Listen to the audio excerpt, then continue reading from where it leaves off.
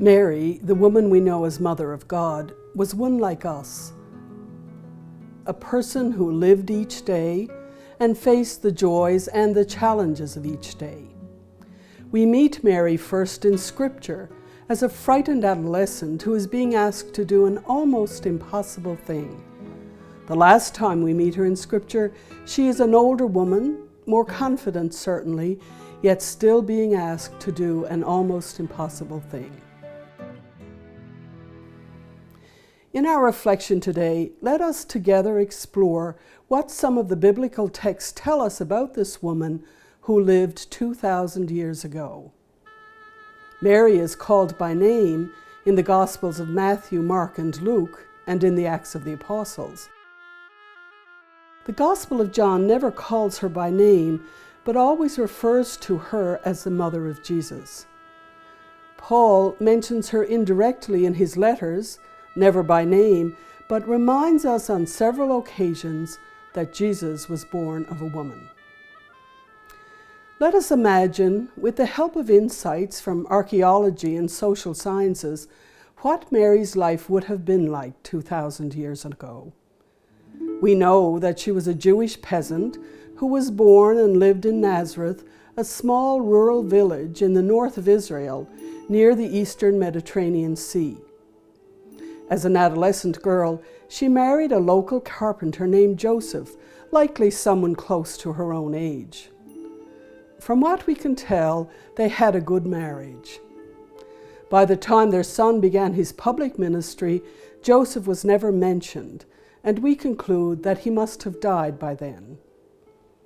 In their everyday life, Mary's time would have been spent feeding her family, clothing them, and providing childcare. She probably kept sheep, goats, and a cow, planted a kitchen garden, and made the baskets and pottery used in her home. That home was probably a stone house of 2 rooms with a thatched roof. More than likely, other family members, their parents or aunts and uncles, lived with them, since most peasants' homes in this period would have family members from many generations living together. With the other village women, she probably went daily to their common oven to do the cooking, to the well to fetch water for cooking and cleaning, and to the wine press and olive press. In other words, Mary lived and worked as do most poor women in countries throughout our world today. Although she probably could not read or write, Mary would have had responsibility for nurturing her son in her religious tradition, her Jewish faith in one living God, a God who hears the cry of the poor. She and Joseph would have practiced the Jewish religion in their home, followed the Torah, recited prayers, and observed the Sabbath and festivals. They would have gone regularly to the synagogue in Nazareth and occasionally to the temple in Jerusalem. We are told about specific occasions when they went to the temple as a family, first for the purification of the child and his mother when they offered sacrifice, and each year when they went for the festival of Passover. Mary would have heard Hebrew spoken in the synagogue and the temple, but her spoken language was Aramaic. She lived in a time of uncertainty when the Judeans and Galileans were often rebelling against the power of the Romans. These rebellions were quickly put down by the Romans, but there was a continuing state of warfare with the normal conditions of such warfare: distrust, fear, robbery, and rape.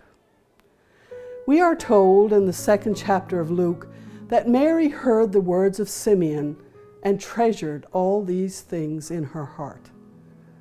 The theologian Elizabeth Johnson, referring to words from the Old Testament Book of Wisdom, calls Mary a friend of God and a prophet. Another theologian, Elizabeth Julian, tells us that Mary was a woman who imaged God, reminding all of us that every woman is made in the image of God. We are reminded of the words from the book of Isaiah, "Does a woman forget her baby at the breast, or fail to cherish the child of her womb? Yet, even if she should forget, I will never forget you. Mary was a virgin and a mother, a faithful disciple, and a woman praised by her son for doing the will of God, a woman who challenged her own son to be the person he was called to become.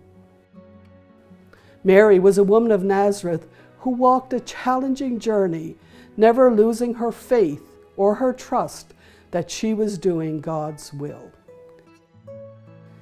In so many wondrous ways, Mary's life echoes yours and mine.